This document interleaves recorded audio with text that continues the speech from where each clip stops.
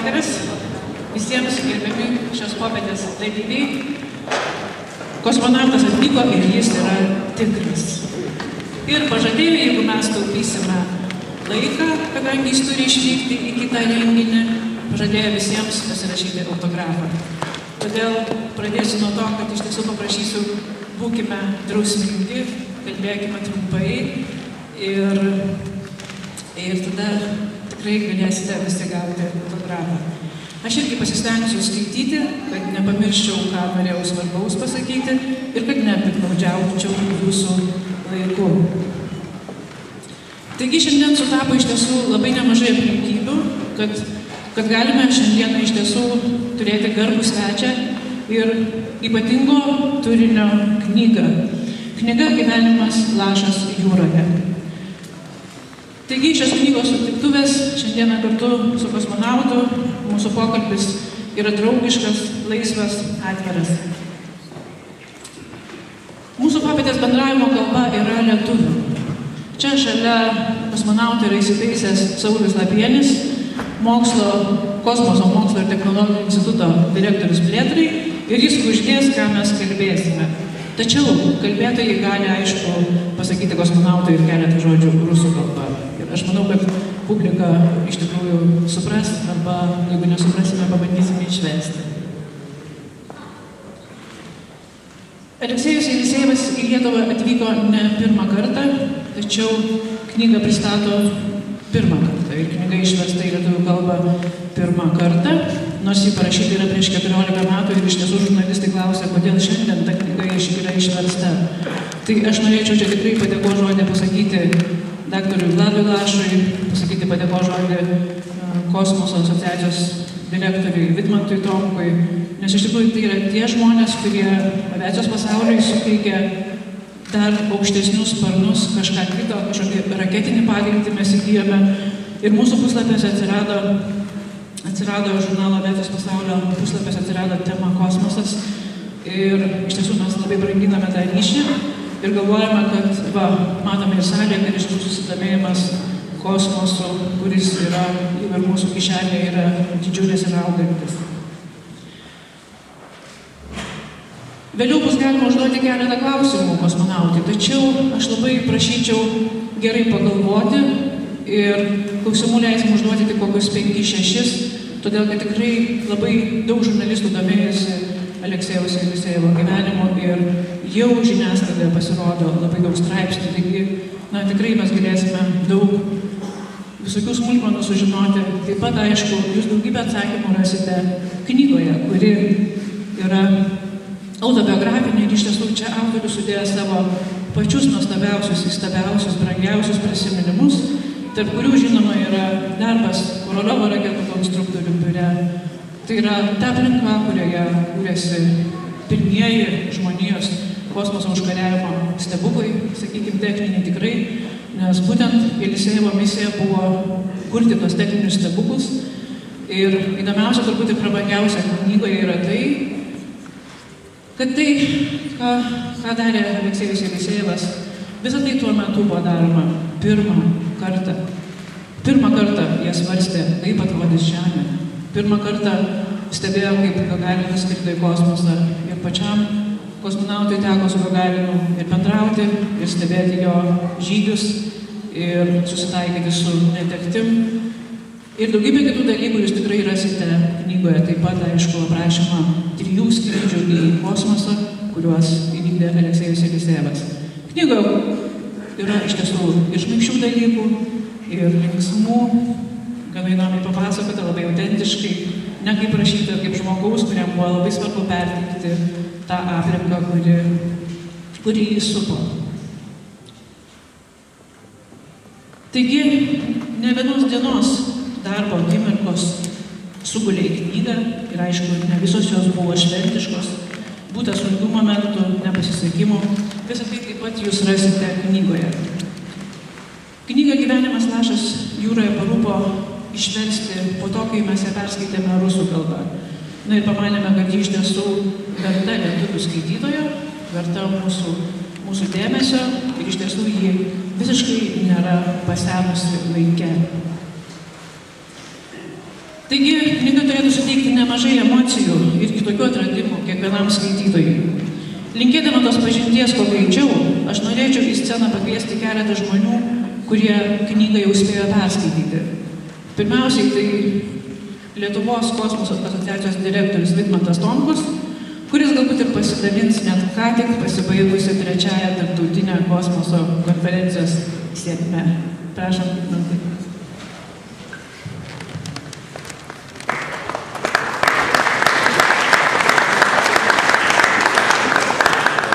Visiems labai džiugu matyti taip gausiai susirinkusius svečius.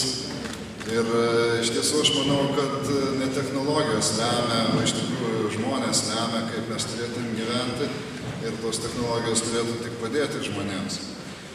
Ir mes iš tikrųjų visai neseniai baigėsi 3-oji tarptautinė konferencija Kosmoso ekonomika daugiapoliame pasaulyje, ir mes turėjome garbius svečius iš Jungtinių Amerikos valstijų, iš Europos kosmoso agentūros, iš Japonijos, Kinijos ir be abejo Rusijos.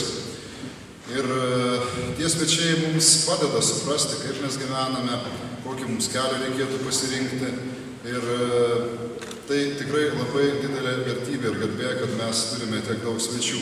Iš kitos pusės tikrai norėčiau pabrėžti, kad vis dėlto tas žmogiškasis faktorius ir tai, kad jūsų susirinko tiek daug į knygos pristatymą, yra labai svarbus. Ir būtent per žmonės, matyt, mes ir galime pažinti tą pasaulį. Aš su dideliu malonumu tiek perskaičiau kosmonauto Aleksėjaus Navickavičiaus Ilsėjevo knygą ir išklausiau Ščežinos pranešimą. Ir tas, kas mane labiausiai nustebino, kaip žmonės tuo metu gyveno ir kaip jie kūrė ir stengiasi nugalėti tuos naujus uždavinius, tą naują epochą, kuri iš tiesų buvo praktiškai nežinoma.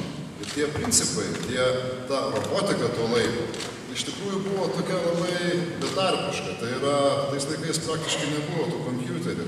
Ir kiekvieno žmogaus klaida turbūt galėjo privesti prie pakankamai tragiškų pasiekmių ir technikoje. Ir nebuvo kaip išbandyti, nes niekas tuo metu neskraidė. Gerai buvo, gal centrifugas, buvo naikintuvai be abejo, bet tie pirmieji skrydžiai, tai kiekvienas skrydis buvo naujas atradimas. Ir tie principai, kaip buvo konstruojami prietaisai, kaip asmeniškai Stanislaviečius dirbo šitoje srityje ir kūrė, kokie tai buvo įspūdingi ir pavojingi tie gyvenimo momentai. Aš tikiu, kad jie privers ir jūs perskaityti šitą knygą ir tikrai patirti daug научу и использую.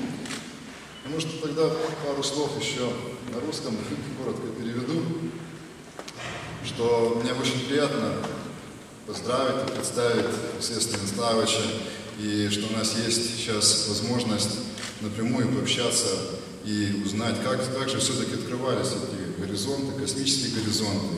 И я уже говорил на литовском, что, по-моему, что технологии, техника – это очень важно, но главное общение, главное человечество, достоинство. И вот все эти технологии, которые создавались в первый раз, они практически меня прозвучали как философский подход к жизни.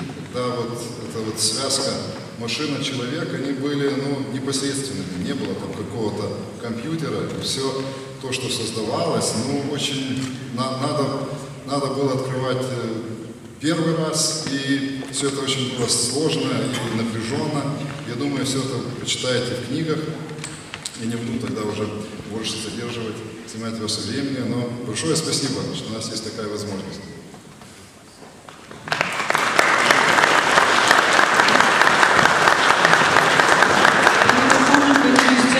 Daktarą Vladą Lašą. Jis irgi daug prisidirbo, kad kunigai išėjo. Labą vakarą. Labai malonu.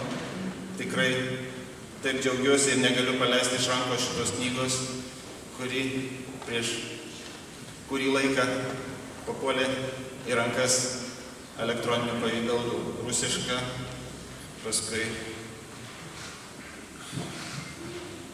originalas rusų kalba, ir nuo to ta mintis, kad ją reikia turėti lietuviškai, nedavė ramybės. Juk tai Aleksejus Stanislovičius Jelisejevas, tai man žmogus legenda iš vaikystės laikų, tai žmogus, kurių darbai turbūt paskatino rinktis, mokytis technologijas, susižavėti jomis. Nuostabu buvo šiais laikais sužinoti jo lietuviškas šaknis ir daug kitų dalykų tada buvusių už uždangos. Betarpiškas pasakojimas šioje knygoje leidžia prisiliesti prie tų dalykų, kurie iš tikrųjų yra jau įrašyti į žmonijos didžiausių pasiekimų istoriją. Tai nuostabu, kad nuostabi nedidelė svajonių komanda, kuri vadinasi Aviacijos pasaulis, tai kaip sakant, dar kita svajonių komanda padarė tai nedideliam pajėgom, subūrė mušyčią. Ir mūsų pareiga, kad žmonės legendos atsirastų dabar iš mūsų jaunimo, visų mūsų. Darbas turi būti nukreiptas, kad jaunimas darytų legendinius darbus, kuriuos galėtume minėti po 20 ar 50 metų. Ačiū labai Алексею Станисловичу.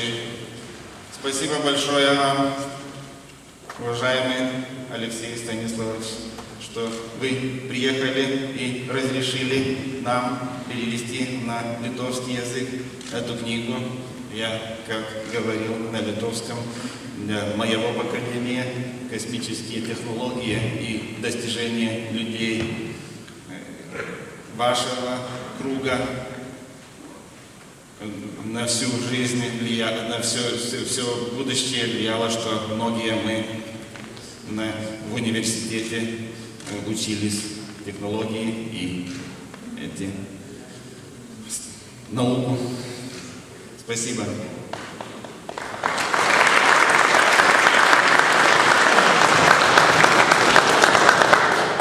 Nedidelį žodį noriu pakviesti tarti knygos vertėją Paulių Bučinską, kuris iš tiesų sulaužė turbūt su kalbos redaktorė ne vieną aštrią kalbos žodžių ietį. Dinora, aš noriu ir tave labai pagerbti. Atsistok, prašau, pasirodyk, šitą mažą moteris. Labai daug laiko skaitė prie kompiuterio ir ginčiasi dėl kiekvieno žodžio. Ačiū tau. Sėdamas pavyzdžiui, aš irgi truputį pasirašiau, ką aš noriu pasakyti, kad būtų trumpai.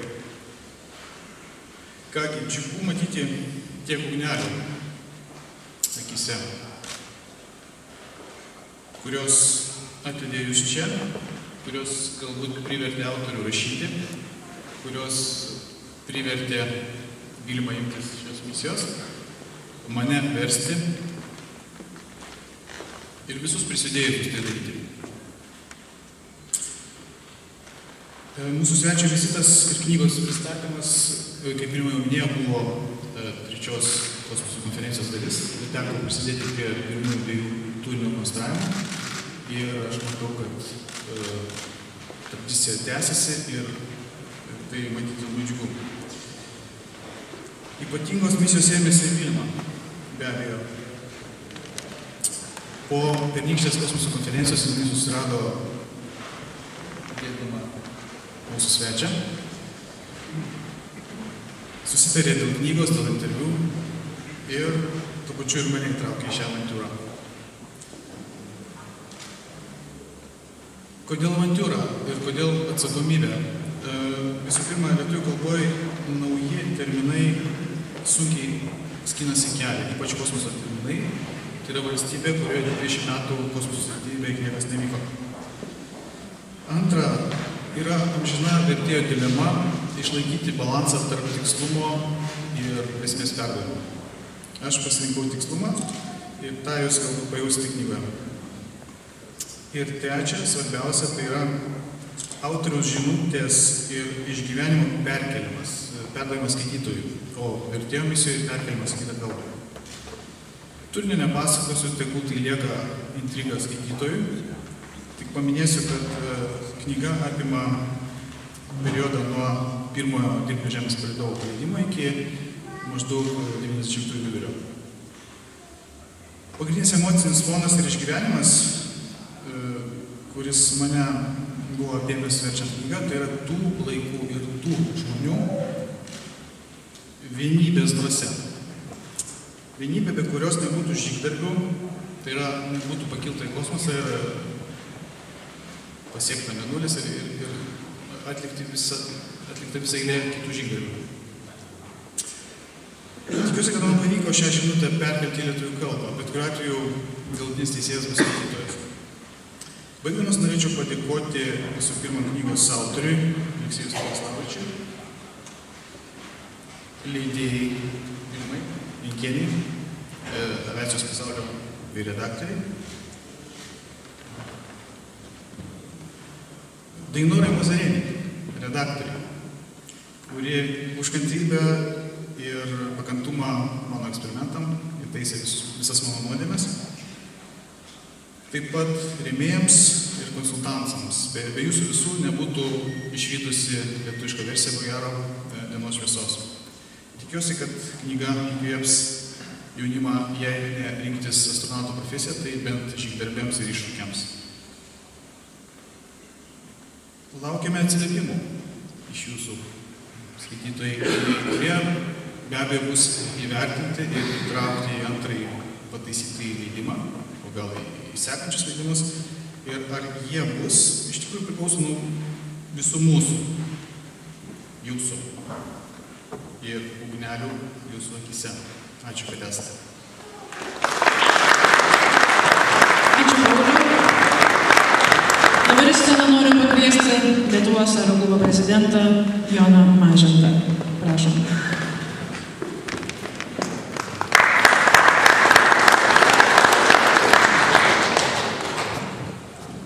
Labas vakaras, mėlyjei, malonu jūs čia matyti gausiai susirinkusius. Šitą knygą, kompiuteriniam variante, aš perskaičiau per pusantro prisėdimo. Neperskaičiau. Aš turėjau galimybę pagyventi tuo gyvenimu, kurio gyveno tie žmonės, kurie mokėjo padaryti savo gyvenimą įdomų, kurie mokėjo siekti ir pasiekė tai, ką pasiekė. Apie turinį nepasakosiu.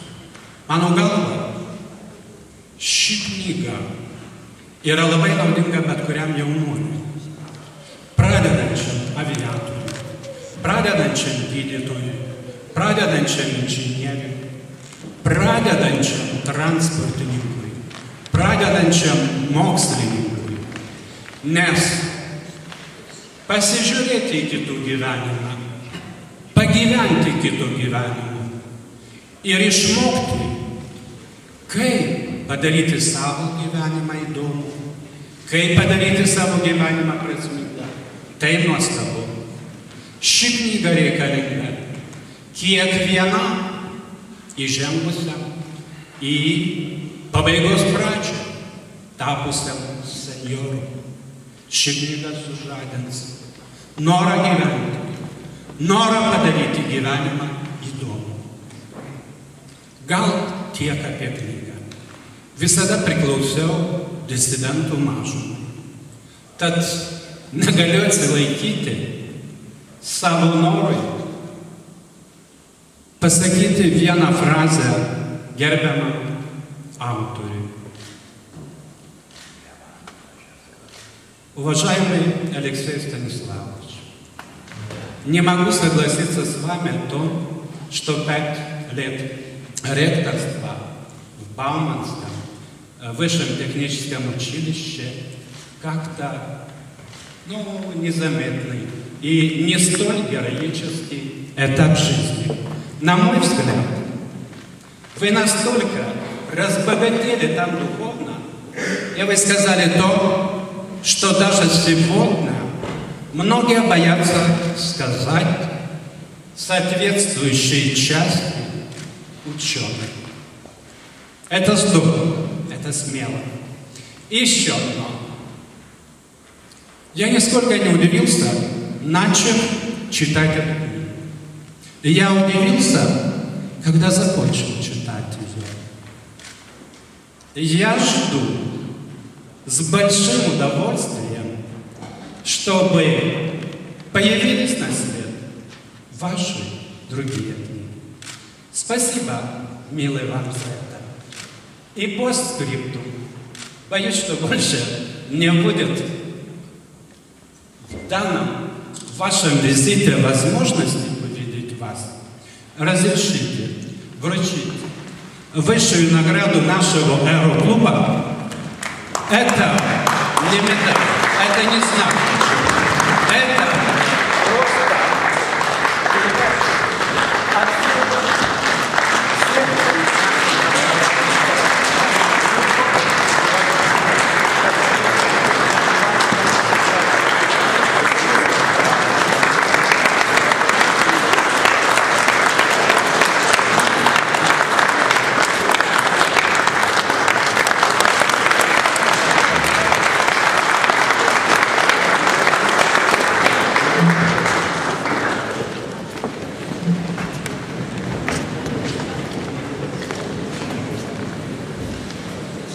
Ačiū kalbėtojams.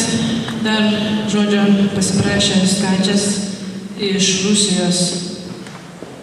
Rusijos atstovybės Lietuvoje, Nikolajus Purovas. Prašom.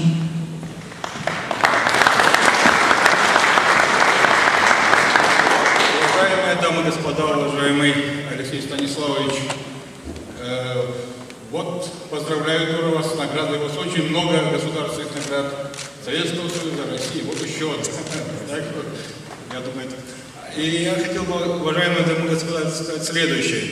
Вчера в картинной галерее Вильнюса была презентация книги Марины Цветаевой «Двухдомник». Очень знаменательное событие. И очень много говорили об этом и господин Будрайтис, бывший культурный атташе в России, и господин Игнатьевич. Вот второе событие, подряд прямо каждый день, вторая книга, вторая презентация. И это, понимаете, какой-то знак, наверное, времени. Какое-то вот есть движение в сторону культуры, науки. Мы начинаем вот эти связи немножко активизировать. И мне кажется порой, что вот такая вот народная дипломатия, как мы называем, она даже иногда больше делает, чем профессиональная. Иногда так бывает, и на нее мы набираем. Поэтому огромное вам спасибо, Алексей Станиславович.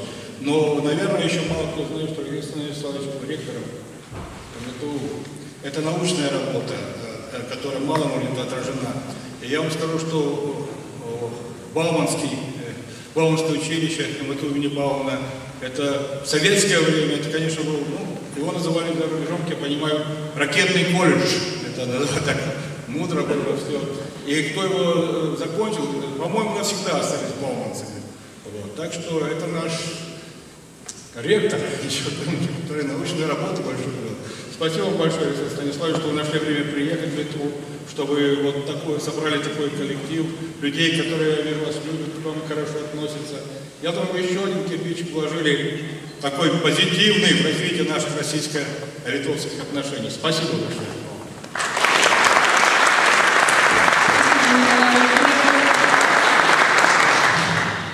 O dabar žodį suteiksim kosmonautui ir tikėsimės, kad jisai pasakys mums ilgą kalbą. Алексей Станиславович, я приглашаю вас к микрофону, и мы ждем вашей долгой речи.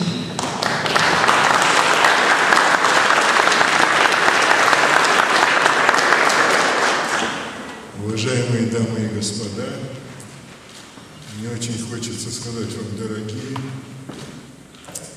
спасибо. Я не ожидал такой встречи. Это первый случай в моей жизни, когда по поводу книги собирается так много народу. Я в этой книге просто хотел рассказать о том, чем я жил, в какой среде я жил, какие мысли тогда наполняли наши головы. И сейчас я как бы передаю всем вам часть своей души в этой книге. Я благодарен очень издателю и всем тем, кто принимал участие. и оказал финансовую поддержку в создании этой книги. Спасибо вам за внимание, спасибо за такое доброе отношение. Мне повезло в жизни. Повезло тем, что я оказался в самом начале космической эры. Я участвовал в подготовке первого полета, в подготовке полета Гагарина. Чему меня научила жизнь? Вы знаете, когда возникла только задача полета человека, организация, в которой я работал, это организация, которой руководил, наверное, вам известный академик Королев, главный конструктор первых космических ракет и космического корабля. Вот и дальше тысячи людей. И эти тысячи людей были объединены одной идеей. Не было никаких распри, разногласий. Было много споров, но все споры касались того, как решить задачу. Нигде они не приводили к порче отношений. И я понял, что ничто так не объединяет людей, как общая задача. У меня еще был один опыт. Я был руководителем первого советско-американского полета. Когда мы начинали подготовку к этому полету, мы начали ее примерно года за 2 с лишним до того, как полет состоялся, прямо скажу, отношения в странах были очень холодные. Была тогда так называемая холодная война, и страны друг в друге видели потенциального врага.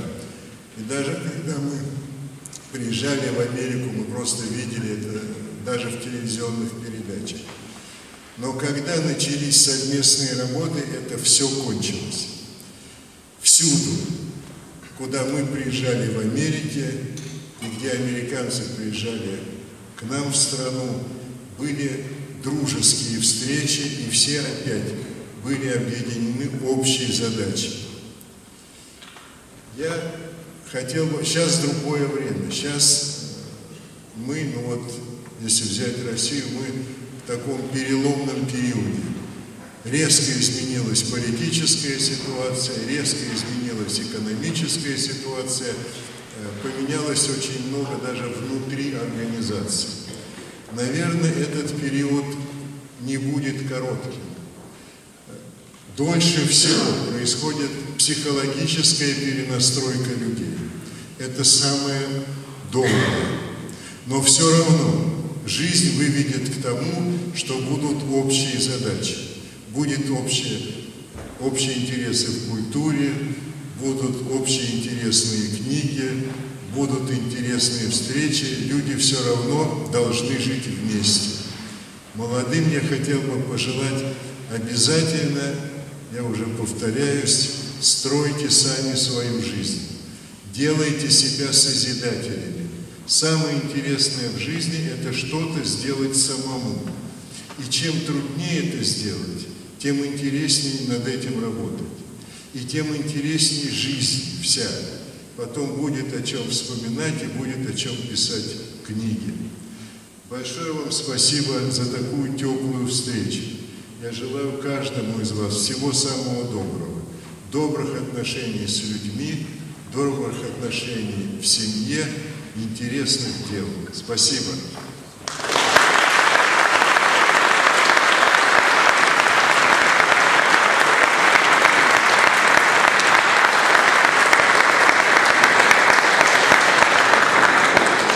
Dar turėsim galimybę užduoti keletą klausimų, o dabar norėtumėm skirti muzikinį kūrinį kosmonautui, instruktoriui,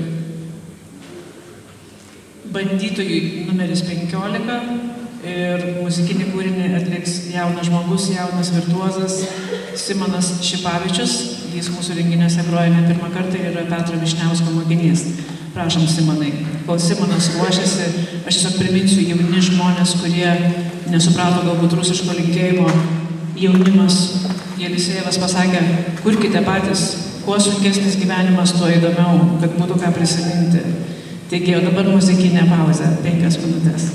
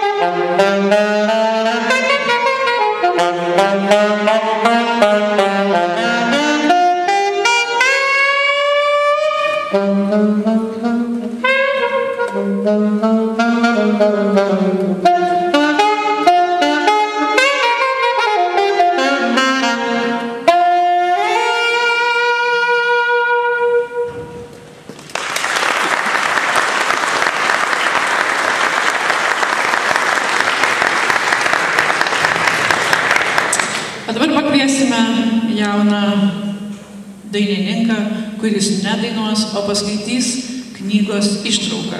Pabūsime visi kosminėme laive. Adomas Strazdas.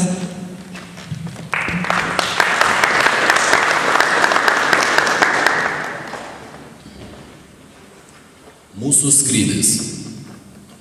Pakylame į viršutinę aikštelę.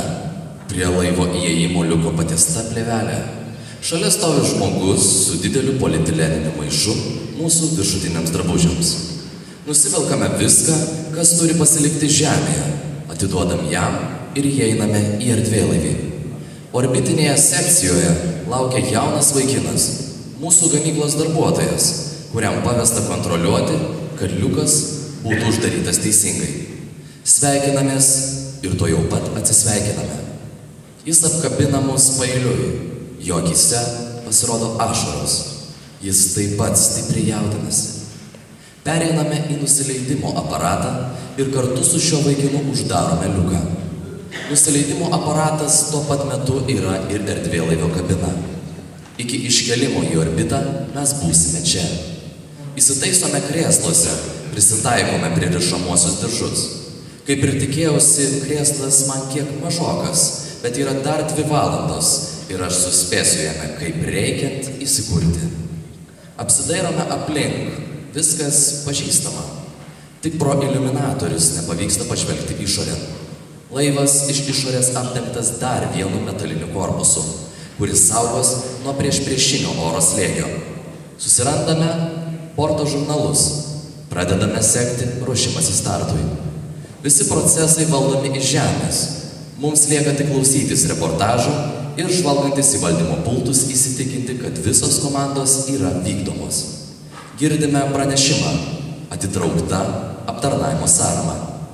Mintyse įsivaizduojame, kad 2 didžiulės konstrukcijos pusės, tarp jų ir ta, kurioje sumontuotas liftas, atsitraukė nuo raketos ir pasisuko į horizontalią padėtį.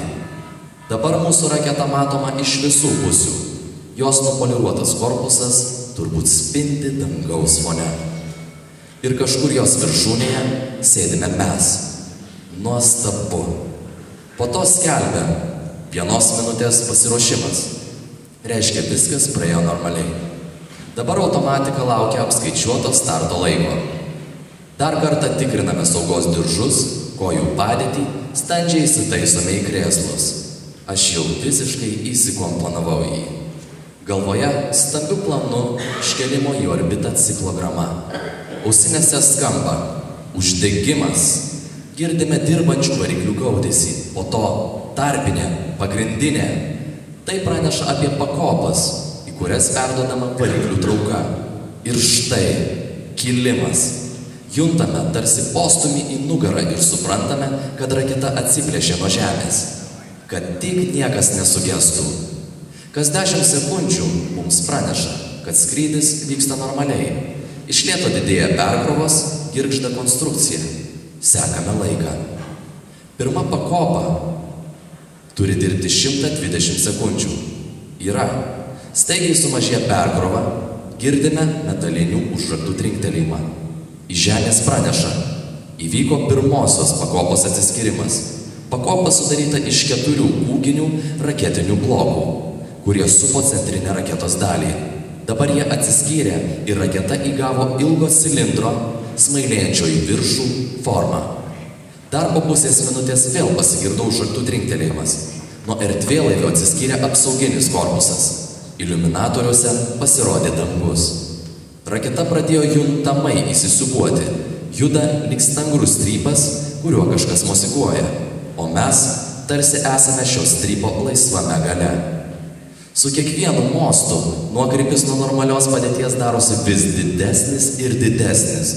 Aš netgi pradedu baimintis, kad tik ji nesulūžtų, bet viskas baigėsi gerai. Antroji pakopa, atidirbusi savo laiką, taip pat sėkmingai atsiskyrė. Dabar raketa žymiai trumpesnė ir kietesnė. Supimas baigėsi. Iš žemės ir toliau praneša apie normalią skrydžio eigą. Perkrovos didėja. Laukiame tos brangiosios 535 sekundės, kai tik ją pasieksime, mes orbitoje. Pasiekime. Girdime iš žemės, pagrindinė komanda įvykdyta. Reiškia, laivas įgavo numatytą greitį ir variklis išjungtas. Mes tai pajutome, kadangi staigiai dingo perkrova. Ką tik ji didžiulė jėga mus gniuždė į krėslus, o dabar šis spaudimas išnyko visiškai. Jausmas toks, tarsi mes kartu su laivu pradėjome kristi. Viskas, kas nebuvo pritvirtinta, pakilo į orą. Laisvi saugos diržų galai ir kabeliai, jungiantys šalmofonus, daugiau nebegulė mūsų, o kybo mums prieš akis. Tai nesvarumas. Valio, mes orbitoje. Sveikiname vienas kitą.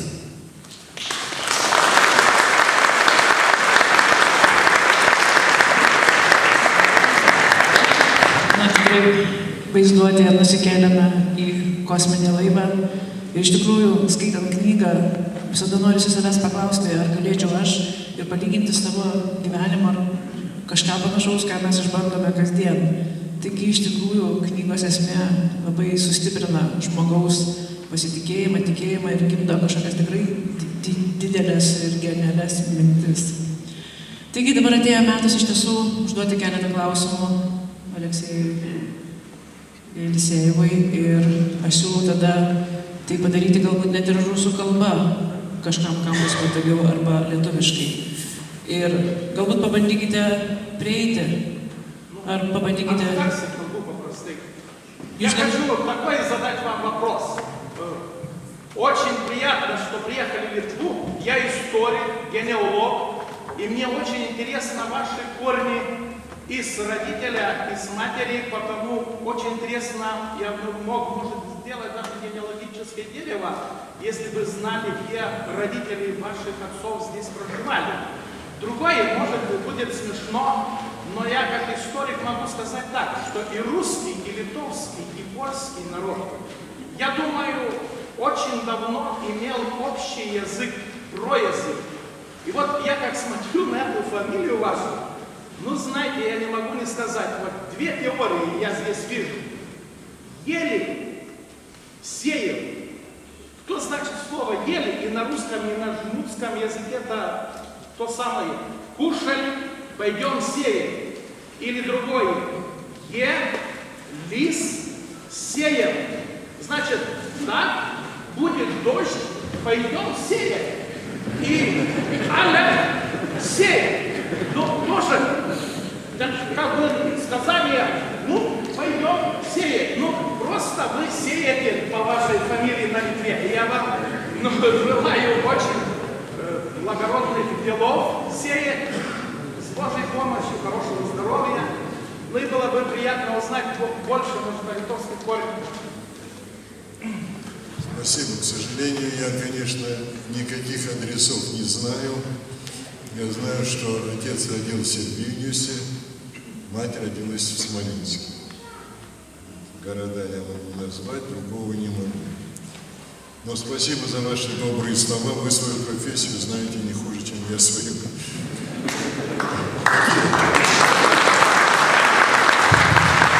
Какие вопросы? Prieš klausiant, vieną momentą, prieš klausiant, ar nėra problemų dėl rusų kalbos klausinėjant ir atsakant? Ar reikia, kiek tai buvo? Nėra? Gerai. Уважаемый Алексей Станиславович, мост – это связь между людьми, странами, планетами. Это люди, идущие друг к другу. Это плод человеческого общения. Красивые мосты Земли тесно связаны с холодным космосом. Пусть эта книга напоминает вам о ваших предках.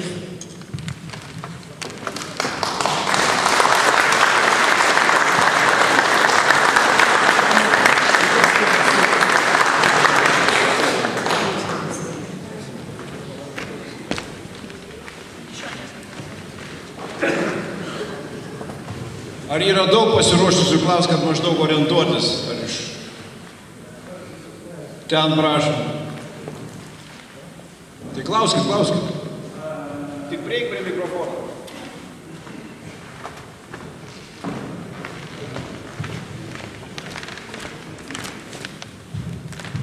Алексей Станиславович, очень приятно, что вы приехали к нам в Литву. Это очень большая честь вас видеть сегодня здесь, в Вильнюсской ратуше. Меня зовут Альгердес, я хочу задать вам вопрос. Вот эпоха, в которой вы участвовали на данный момент, сегодня, она считается как бы романтизм космонавтики человеческой, вообще всего человечества. Сейчас космонавтика, конечно, уже гораздо более развита, и у нас сейчас человеческая цивилизация имеет гораздо больший потенциал технологический. Как вы думаете, какое направление сейчас самое перспективное?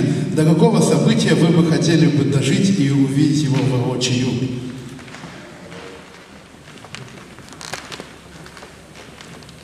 Вы задаете сложный вопрос. Была действительно эпоха романтики, но давайте вспомним, как рождалась эта романтика. Кончалась война, Немцы сделали ракеты, которые пускали на Лондон Фау-2. И в Советском Союзе, и в Соединенных Штатах узнали об этих ракетах. И поняли, что и там отстают от Германии в ракетной технике. Американцы приехали в Германию, забрали главного конструктора Брауна, вместе с близкими ему людьми забрали документацию и много техники. Наши приехали в Германию, взяли там то, что оставалось. И в Америке, и в Советском Союзе на этой базе стали развивать ракетную технику. Шло такое заочное соревнование. Информация была закрыта с обоих сторон, но почему-то и там знали, в каком состоянии находится, как сегодня говорят, конкурент. И там торопились достичь такой мощности ракет, при которых можно будет выйти на орбиту. Получилось так, что дела, которыми руководил Королев, были быстрее. И первым вышел на орбиту спутник. А как только спутник оказался на орбите, так стало ясно, что размеры можно увеличивать, а дальше, значит, туда можно лететь. Сам Королев был человеком, который бы очень хотел бы полететь сам. Он, когда был студентом, с друзьями строил планеры, на которых они летали. И здесь он мечтал, конечно, о пилотируемых кораблях. И он создал в Советском Союзе вот эту вот романтическую обстановку. Я вообще считаю, что историю везде делают единицы. Делают те люди, которые ухвачены какой-то своей идеей и всю жизнь отдают во имя этой идеи. И тогда, я, может быть, чуть шире отвечу на ваш вопрос, развитие шло исключительно быстро. Я вам скажу сейчас, многие забыли, может быть, а многие не знали. Конец 1957 года, первый спутник, первый шарик запустили. Королев умер в начале 1966 года.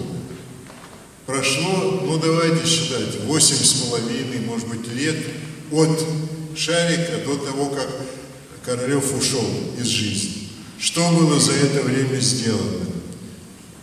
Все востоки слетали, восходы слетали, на Луну слетали, аппараты, мягкая посадка, облетели Луну, сфотографировали, к Марсу слетали, к Венере слетали, первые спутники метеорологические появились.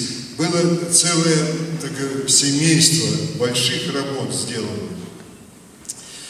Ну вот это и была романтика, потому что все, кто работали, они знали, что они шагают вперед, они делают какое-то дело. Я бы хотел, конечно, всем пожелать попасть вот в такую атмосферу, где есть яркий лидер. Лидеры эти рождаются редко.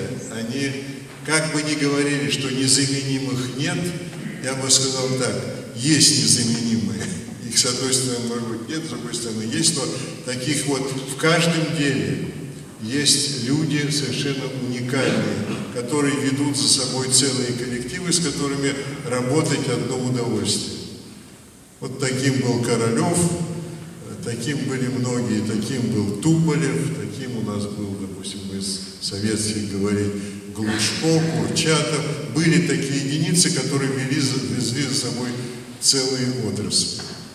Ну, долго говорю, просто вы напомнили о том, что такое романтика. А если вы говорите, до чего дожить, я не знаю, откровенно говоря, ведь все это, скажем, эмоциональное дело. Иногда задают вопрос, а зачем люди вообще летают в космос? Ну вот сегодня летает телескоп в космосе, он приносит много информации оттуда. Полетел Curiosity этот на Марс, марсоход, присылает оттуда много информации. Зачем люди летают? Я так отвечу на этот вопрос, потому что хотят.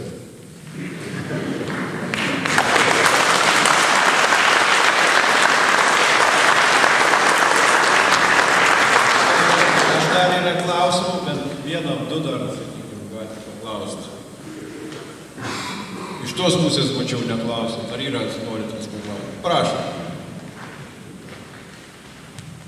Юстинас. Уважаемый Алексей Станиславович, а были вы знакомы с кандидатом в космонавты Римасом Станкевичем? Да, я его знал. В ту пору я был руководителем полетов. Он был в первой группе летчиков, которых отобрали для полета на Буране. Я вам скажу, что было много споров. Когда готовили Буран, значит, летчики и ВВС считали, что первый полет надо делать с человеком. Космическая промышленность восставала против этого дела. Говорили, что первый полет надо делать автоматически, чтобы убедиться, что надежность такая, при которой можно летчику лететь. Но тем не менее программа полетов людей была, и лучшие летчики и испытатели, группа, куда входил Станкевичус, куда входил Волк, Лещенко и четвертый Щукин. 4 человека, их первых было, потом ее дополняли, эту группу. То есть я его знал, это очень хороший парень. Мы вместе ходили заниматься спортом, жизнерадостные люди. Но это человек мира испытателей, это вот человек романтики. Они жили полетами, сложными полетами. И в этих полетах они видели себя, видели свою судьбу. Aš truputį trigrašį įkišiu, nes šiandien Aleksejui Lisejevui padarėm siurprizą, pakvietėm Rimanto Stankevičiaus sūnų, Algimantą Stankevičių, ir jie konferenciją vienas kitą matė ir kalbėjo. Dar vieną klausimą.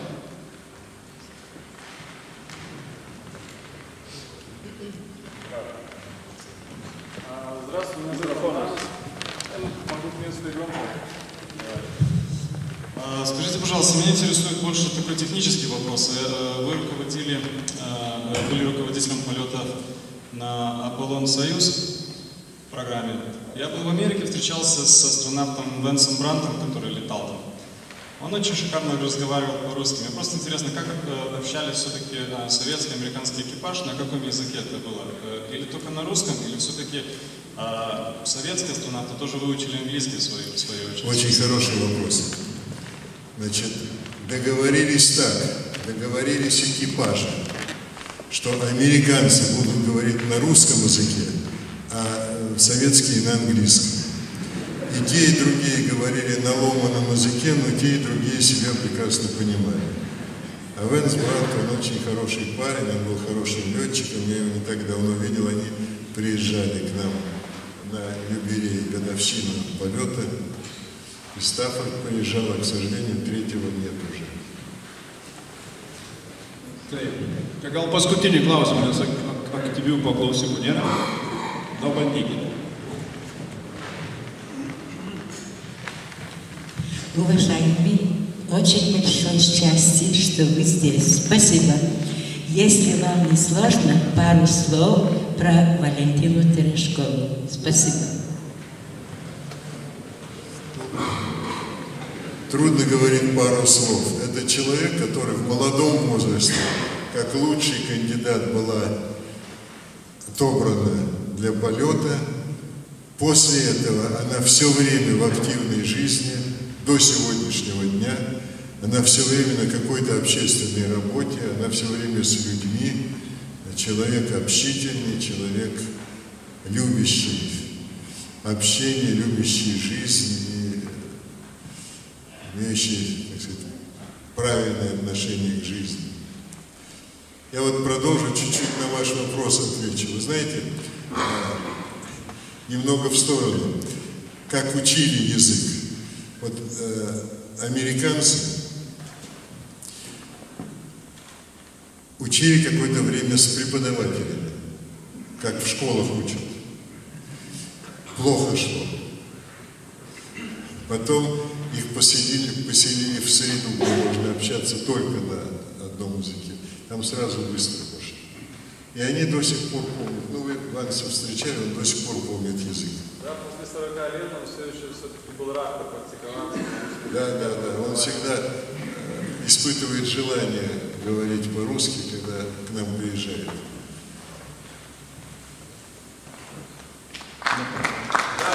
Paskutinis prieš plojimą klausimas. Короткий такой вопрос, но может тема такая несерьезная. В многих популярных журналах идут сейчас большие спекуляции по поводу, что космонавты видят какие-то видения, галлюцинации, неопознанные объекты, что их там кто-то преследовал. На Луне там всякие истории. Но я понимаю, это, наверное, чушь, коммерческие какие-то трюки, но может быть что-то все-таки такого неземное видели или чувствовали космонавты? Спасибо. Вот эти слухи, это идет какая-то уже 3-я или 10-я волна этих слухов. Они родились давно. Они родились еще до того, как мы начали готовить советско-американский полет. И когда мы приехали первый раз в Америку, мы задали вопрос американцам. У вас есть эти слухи? Мы задали вопрос, тогда директор проекта был Глен Лани с американской стороны, ему. Он засмеялся, говорит, был. И наша, говорит, ЦРУ подумала, что это в Советском Союзе создают какое-то секретное оружие, о котором мы ничего не знаем. И создана была специальная группа для изучения этого вопроса. Ведь мы стали собирать все материалы. Вот всех, кто что-то говорит, мы стали опрашивать. И стали смотреть, есть ли где-нибудь какая-нибудь регистрация чего-нибудь. Увидели, что нигде ничего нет, это просто рожденные кем-то слухи. Никто не... И мы астронавтов спрашивали, кто-то говорил, что летели от Луны, что-то видели, но они просто на это реагировали очень сердито, потому что это кем-то придумано. Я вспомню, была пресс-конференция в Москве, на которой участвовал тогдашний президент Академии наук Александров, и кто-то из зала задал вопрос, как вы относитесь вот к неопознанным летательным аппаратам. Мне понравился его ответ. Он сказал, так же, как к непорочному зачатию.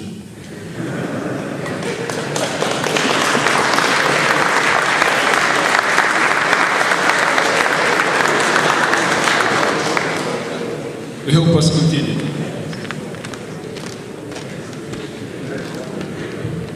Еще один маленький вопросик. Просто разумная такая информация, немножко читал литературу, что на 10-м Союзе, когда вы летали, при снижении космонавт-рукавишников потерял сознание из-за... Нет, это неправда, наверное, это глупость. Все технически...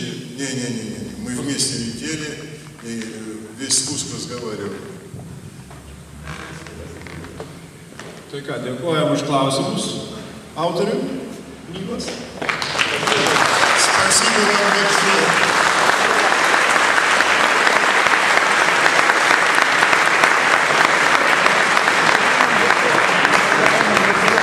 Labai neužpulkite, pasirašys visiems.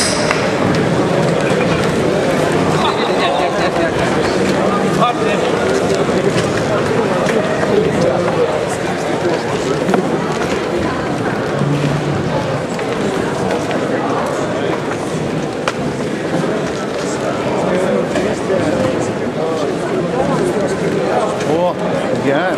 Здорово.